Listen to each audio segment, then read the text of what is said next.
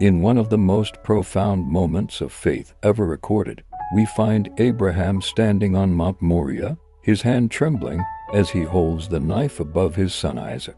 Can you imagine the weight of that moment? The internal struggle, the heartbreak, and the unwavering trust in God's promise. But just before the knife descends, something extraordinary happens. The angel of the Lord called out to him from heaven, "Abraham, Abraham." The urgency in that divine voice calling his name twice cuts through the heavy silence of that mountaintop.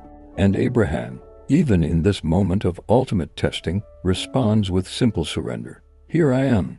What happens next reveals something beautiful about God's heart. The angel declares, "Do not lay a hand on the boy. Do not do anything to him. Now I know that you fear God because you have not withheld from me your son, your only son." Think about that for a moment.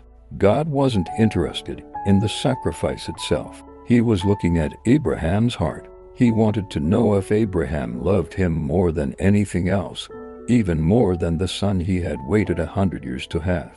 You know, sometimes we face our own Mount Moriah moments. Those times when God asks us to trust him with something incredibly precious to us. It might be a dream, a relationship, or a carefully laid plan. And just like Abraham, we're called to demonstrate our faith not through words, but through actions. But here's the beautiful twist in this story: God always has a better plan. Just as he provided a ram caught in the thicket for Abraham, he often has alternatives we can't yet see. The test isn't about losing what we love. It's about trusting the one who loves us more than we can imagine. In our own lives, when we hear God calling our name, how do we respond? Are we willing to say, "Here I am," even when the path ahead seems impossible to walk? Abraham's story reminds us that sometimes our greatest acts of faith become our greatest moments of divine intervention.